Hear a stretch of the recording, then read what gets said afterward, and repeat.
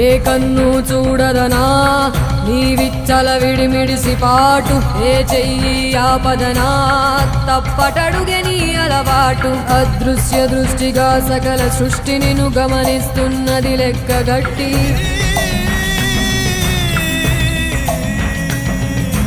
ఎంత బతుకు నీదెంత బతుకువో గుప్పెడు మెతుకుల కడుపు కొరకు ఎన్నాటలు వేటలు అవసరమా మనుజా మనుజా. ఏ మారిక నిన్ను కబళిస్తుంది రమాయదారి పంజా.